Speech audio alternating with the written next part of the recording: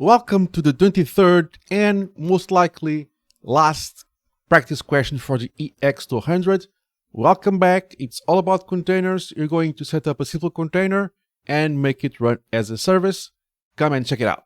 So yeah, the first thing we should do is just install stuff. I would suggest just do the following: dnf install. Let's install this one here. And this guy here, we should be good, and we should be good to go. Just let it rip and just wait. And we have installation complete. If you have packages already installed, cool. If you don't, just install it, and we'll probably most likely have 100% of the tools that we need to carry on. So in the exam situation, after you do the installation, it will depend on the exam questions, but you may need to do a couple of things. I'm not going to do that here because I don't really, in my environment, I don't really need it. But in your case, they probably will ask you to do some sort of login. So just do podman. So you can get access to the required images for the exam. Login. They're going to ask you whatever host name. I'm going to make one up. So let's, I don't know, registry.lab.example.com, for example, --tls equals false, verify equals false. I don't do this in my case, but if they'll probably ask you throughout the exam to do that. I will not execute this because I don't have to do it. You just log in. It will ask you for the username and password. You just type the username and password that they provide you, and it should be okay to continue. Next, they will most likely ask you to configure your own connect to the registry, the one they're going to use throughout the exam question. And that will be just a matter of going to, we have two options. You can go to this file here and just edit this line here, so this guy here, and just add the one they provide you and remove the others that don't matter, and you're good to go. Most likely it's going to be something like registry.lab.com, or you can just create your on your home folder a .config file, containers. Okay, and I'm using root right now. And you should, throughout the exam, they're going to ask you to switch to another user. So if you're going to edit the main file on the etc file, you need root, or else just log in with your secondary user, either one that you already have or some user they're going to ask you to create. Then just create your own home folder. On your home folder, student config containers.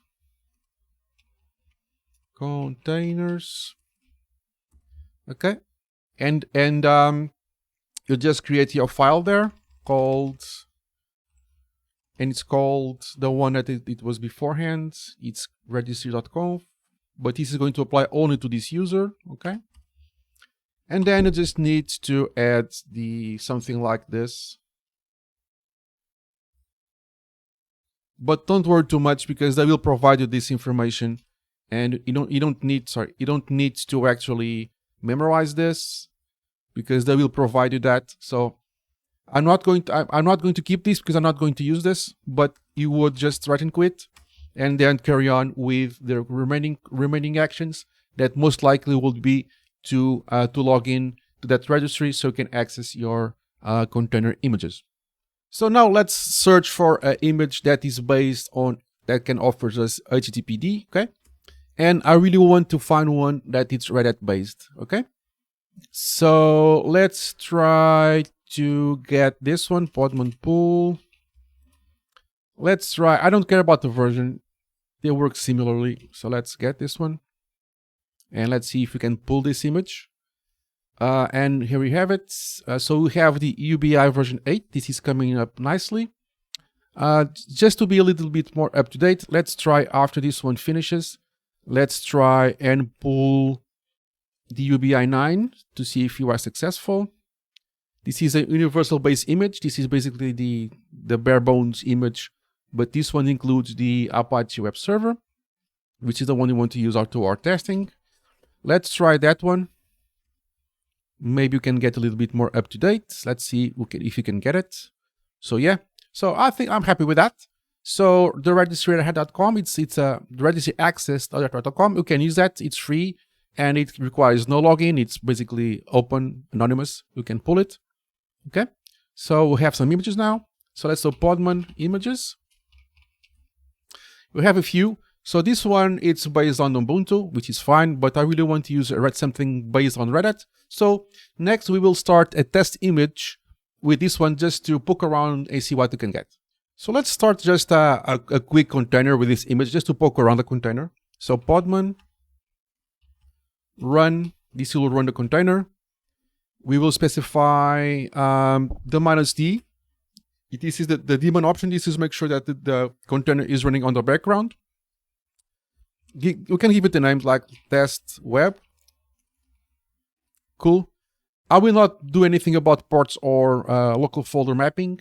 I just want to run it and see what gives here. Oh, I already have one. Strange. Podman PS. Oh, I have one. I have one spawned. I didn't even remember that. So Podman RM, and we can just get rid of it. Okay, Podman stop first. That's fine, and then remove it. Podman PS. Cool. Now let's try again with this Red Hat based image. So Podman PS. It's running. It looks good, and it looks to be running on port 8080, which is fine. Let's just get a shell going. So Podman exec -it, DID, and bin bash. I think we have bin bash here. Do we have bin bash? We do. Cool. So this is the container itself. So cd etc http d conf hd.conf. Okay, not a directory. Yep, correct. So this is a text file. Let's grab for port.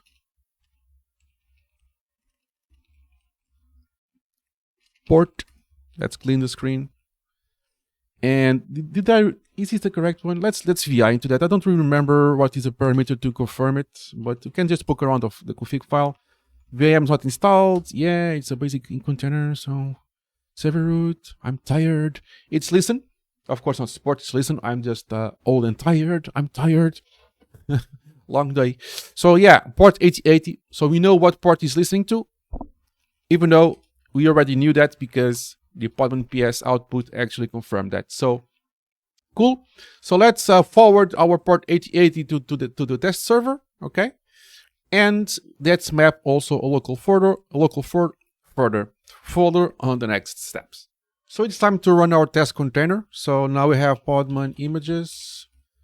We're going to use this one here, and we're going to map a local folder to remote folder. I have my local folder already set up, so it's here, home, student, what I call it, web server, and this is going to have a simple index.html file.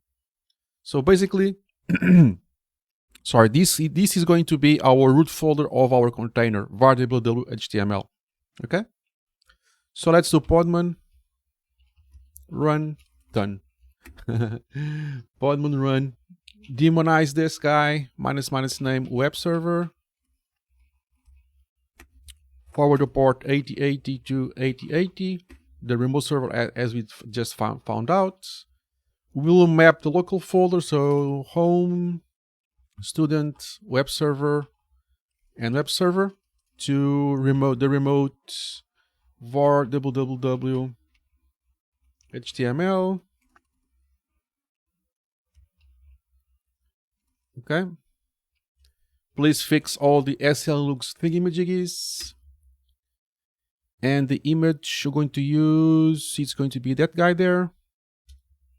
So let's just review. Podman run, demonize it. It's going to call web server, forward the port 8080, and map the local folder to the remote folder var WHTML, which is the default within rel, fix all the SLNUC stuff, and use this image there, which is awesome.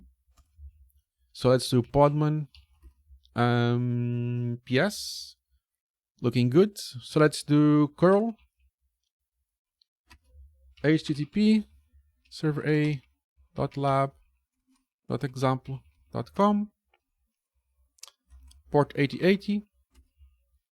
I missed that. Curl server a.lab.example.com port 8080. Okay, something is that going south here.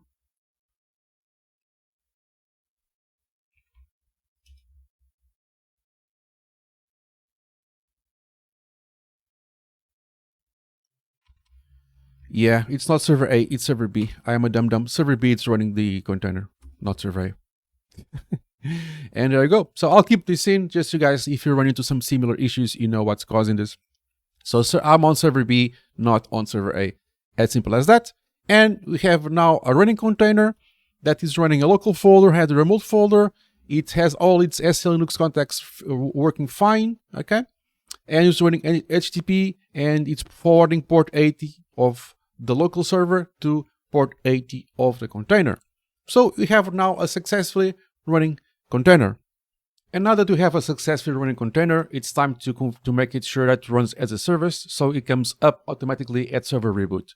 So people, this is one way to get the container up and running at when the server reboots. So let's do the procedure. So basically, you're going to create some structures for systemd to enable this container to be dealt with as a service, so it can stop, start, enable, and all of that good stuff. So I do this very seldom, so I need to check at my notes. But basically, you will create with the container running, you just do mkdir -p and create a folder on home. Whatever the user, I'm using student, use your own. The config folder should already exist. Systemd user. Then I'll navigate there. And we're going to use a procedure that is currently deprecated, but still works. But I will make an updated video about that in the future. But for now, this still works.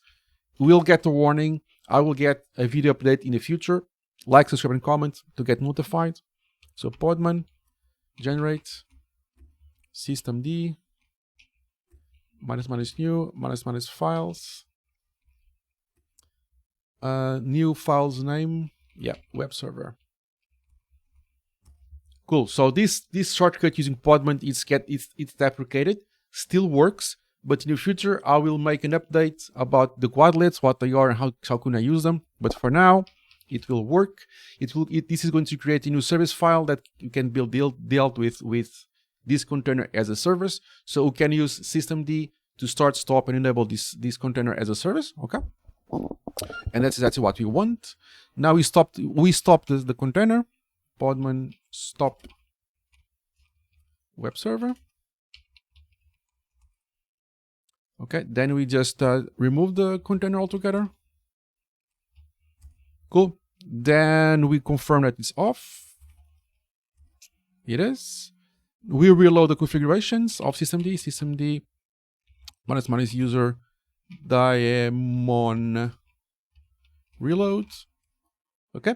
If you get something like cannot connect to the bus, cannot I don't remember the exact message, but cannot connect to the bus error or something like that, just Control D, close all SSH sessions, reopen a fresh one as the user that has the service, and try to come in again. So if you get something like the bus error or connect to bus error in red or something like that, log out of your session and log in back with your user. Close off any SU sessions, any sudo sessions. Fresh start from the beginning with the user without SU or sudo, and this would work. It can happen if you sudo many times, and the system just gets confused. So let's just enable this. So systemctl -user enable --now container web server. Okay, looking good. Now, if you do a podman PS, you have it there. Okay, and this if this works, it should be perfectly okay.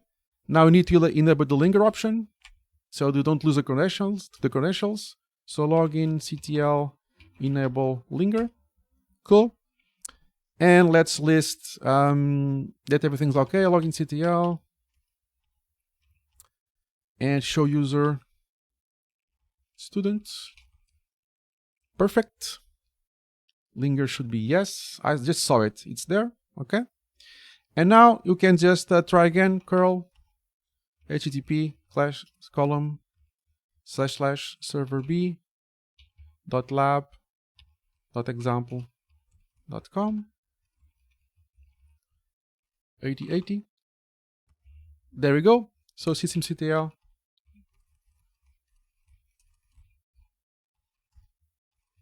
CTL -- user status.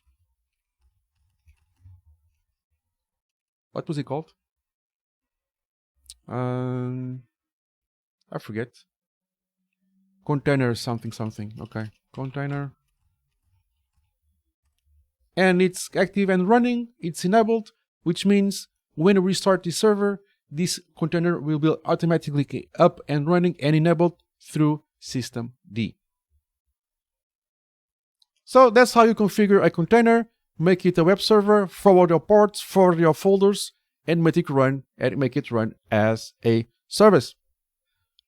Like, subscribe, and comment. Especially comment part. I really want you guys to share all your knowledge with me and everybody else in the community. But for now, like, subscribe, and comment, and I'll see you in the next one.